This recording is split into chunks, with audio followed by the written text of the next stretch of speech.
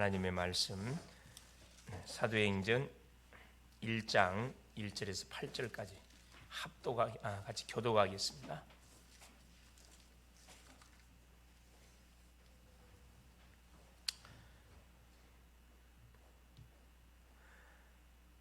데오빌로여, 내가 먼저 쓴 글에는 무릇 예수께서 행하시며 가르치시기를 시작하신부터 그가 택하신 사도들에게 성령으로 명하시고 승천하신 날까지의 일을 기록하였노라.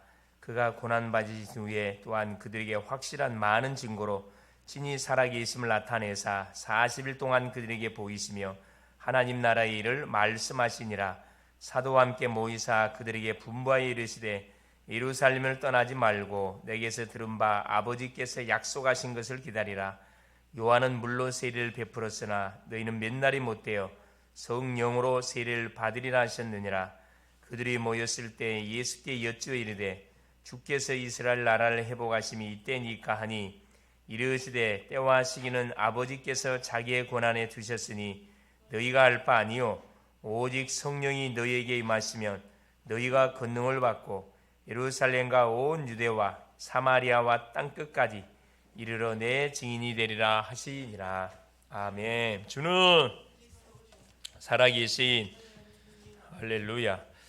자, 벌써 11월이 끝났고 12월 첫 주 예배, 특별히 이제 마지막 달 첫 주 예배를 하나님께 드리게 됐습니다. 이제 한 달 남짓 2020년도가 남았는데 이 12월 달은 2023년도 다가오는 새해를 준비하는 그런 달이다 생각하면 되겠습니다.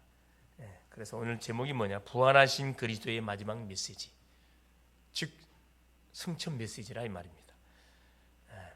우리 지난 시간에는 부활하신 그리스도에 대한 말씀을 통해서 우리가 은혜를 받았는데 오늘은 부활하신 그리스도께서 제자들에게 마지막으로 메시지를 주시고 이제 하나님 보좌 우편에 올라가시는 그런 내용의 말씀이 되겠습니다. 자, 구원을 받은 주의 백성들을 하나님께서 왜 계속해서 우리에게 어려움과 문제와 사건을 허락하실까? 한 번쯤 우리가 생각 한번 해봤을 겁니다. 왜 하나님 믿는데 문제와 어려움이 계속 닥치지? 하나님 믿음 문제가 없어야 되는데 이유가 뭐냐? 우리 이스라엘의 우리 역사를 쳐다보고 성경의 역사를 보면은 교회사를 쳐다보면 답은 간단히 나옵니다. 구원받은 언약 백성이 애굽의 노예로 잡혀가고 바빌론의 포로로 잡혀가고 강대국에 또 로마의 속국으로 보내진 이유가 뭐냐? 간단하면 언약을 받고 언약을 전달해 줘야 할 언약 백성들이 언약을 전달해 주지 않고 오히려 뭐하죠? 우상과 타협을 하고 우상 숭배 속에 빠진 결과로 인해서 하나님께서 뭐 하는 거죠? 노예 포로 속국, 문제, 재앙, 어려움을 우리에게 터뜨려 줍니다.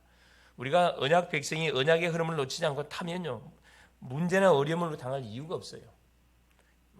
말씀의 흐름을 타는데 문제, 어려움이 온다. 이건 특별한 하나님의 계획이 있는 거죠. 계획이 있는 겁니다. 계획이 있는 것 외에는 우리의 불신앙으로 인해서, 우리의 불순종으로 인해서, 우리가 뭐하지 않음을 통해서 받은 은혜를 사람들에게 전달해 주지 않음을 통해서 그 내가 전달해 준 그 사람은 멸망을 당하게 돼 있어요.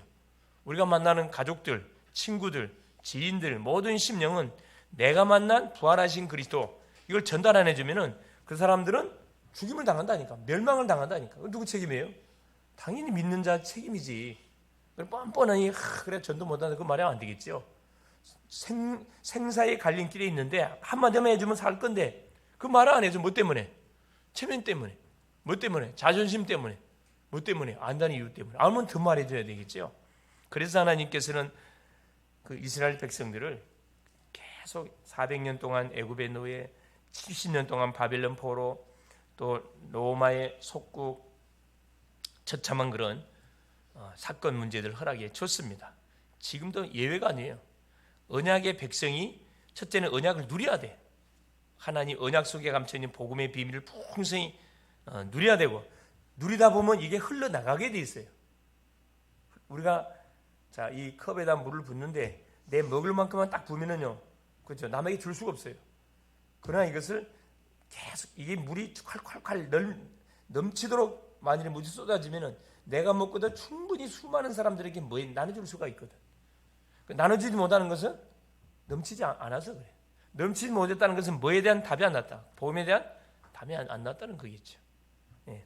그래서 강대국에 노예 포로 속국으로 보내가지고 거기서 누구를 통해서 렘넌트들을 통해서 전도운동을 하겠다니까. 그거 알아야 돼요. 여러분들이 안 하면 여러분들의 후대들이 재앙을 당해서 고통을 받고 고통받는 현장에서 생고생을 하면서 뭐예요? 전도운 성경을 해야 된다니까. 그게 다니엘이에요.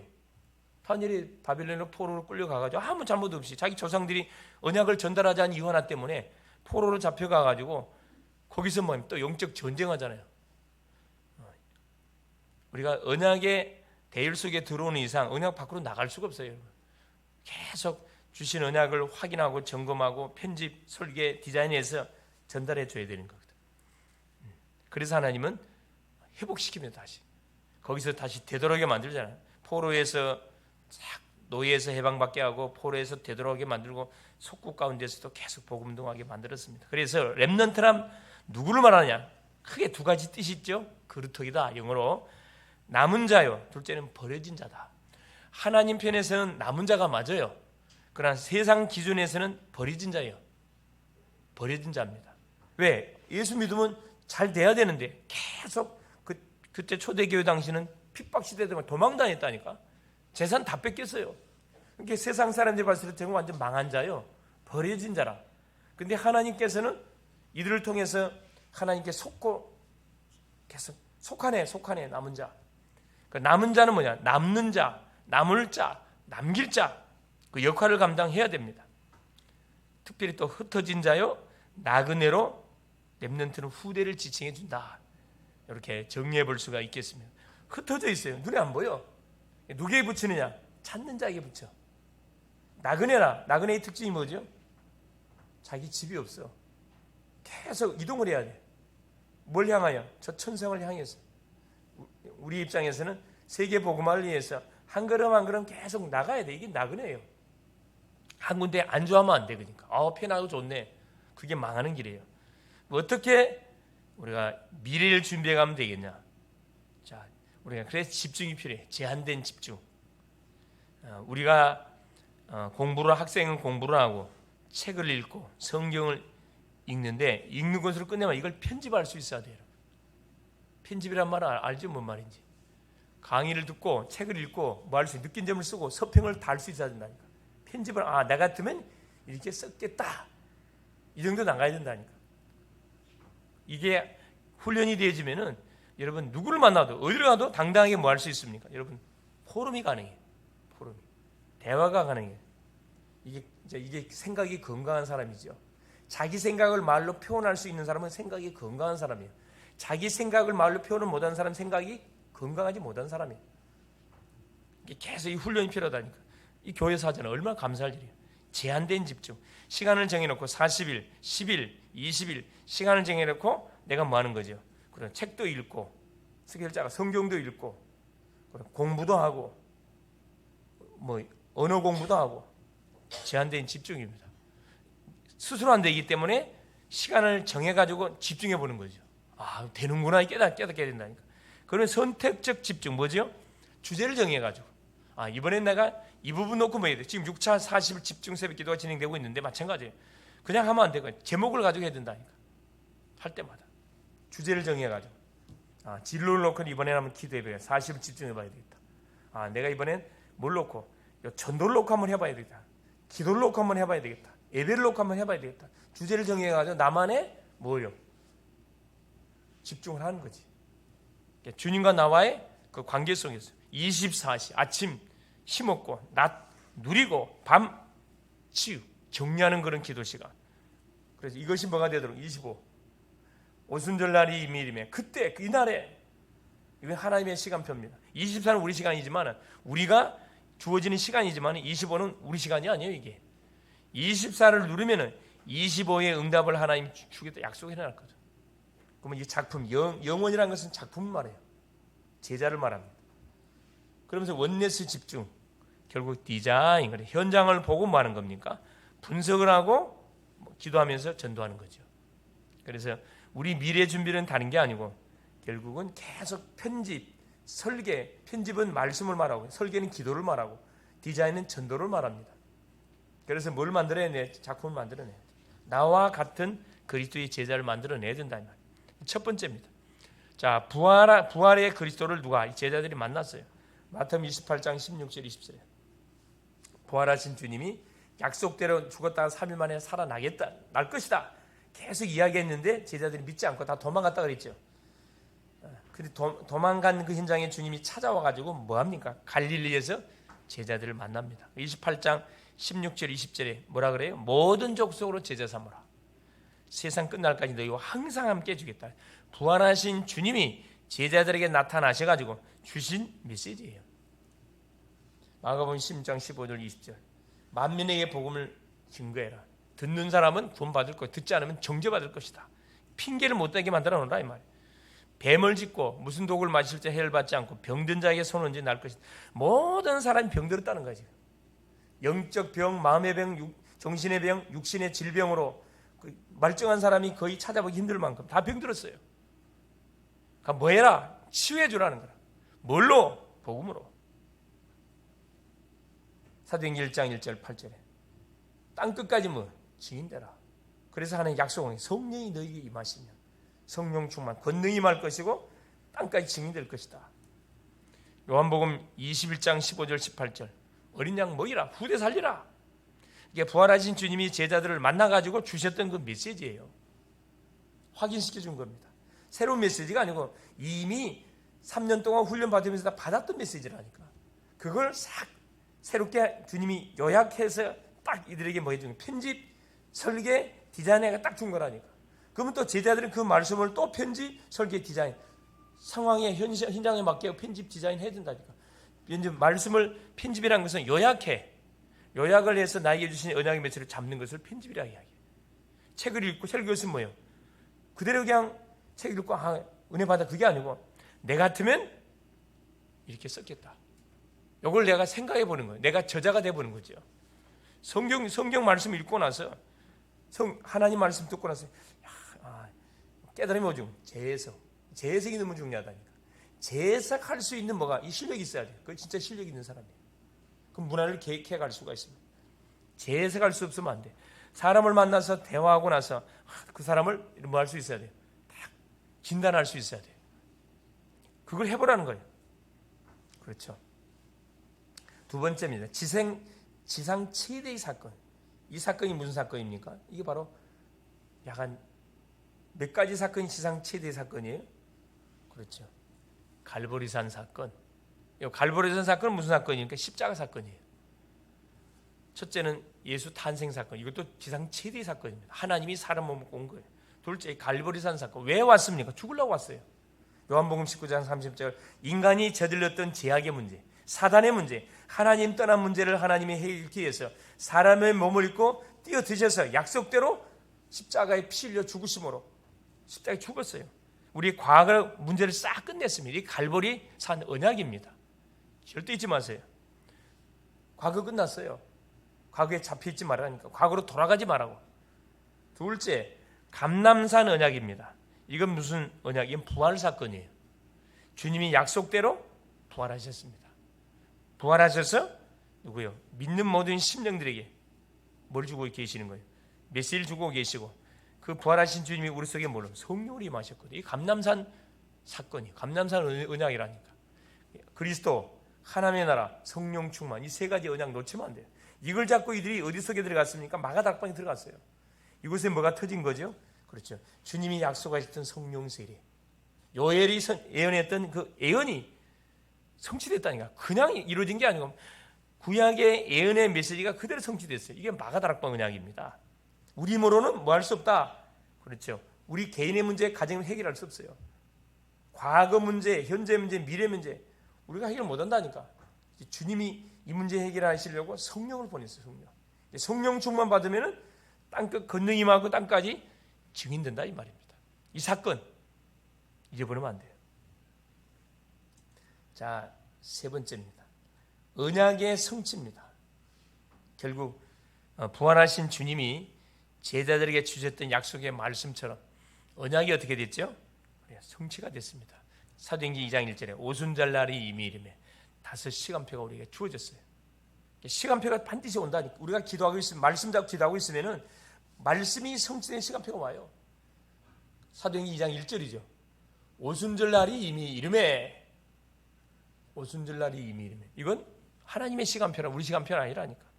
이들이 뭐하고 있을 때 시간표가 왔죠? 언약을 잡고, 그리스도 하나님 나라 성령 충만 언약을 잡고 마가다락방에서 뭐 했을 때 10일 동안 전혀 기도에 힘썼다 그랬거든. 제한적 집중을 한 거예요. 그 결과 어떤 일이 터졌습니까? 성령이 그 마가다락방에, 예루살렘 교회에 터진 게 아니고 그 마가의 집에 임해버렸다니까. 오순절날 임해. 그때 2장 5절에, 2장 18절 이날에, 2장 41절 이날에 제자 수가 3,000이나 더하고, 2장 46절 날마다, 이게 시간표예요. 날마다 구원의 역사가 터지는 거예요. 이게 약속을 잡고 있으면 약속이 반드시 성취가 된다. 시간표가 있다 이 말이에요. 이게 어떻게 다섯 능력이 임했잖아요. 성령이 임해, 불의 바람과 불 같은 성령의 놀란 역사가 임하고, 임하니까 사도행전 2장 9절 11절에 누구를 살립니까? 15개국 나라 사람들이 인생에 다 불어도요. 그걸로 끝나지 않죠. 사도행전 2장 14절 35절 보니까 말씀이 성취가 돼. 요엘의 메시지가 성취됐다는 게 능력 중에 능력입니다.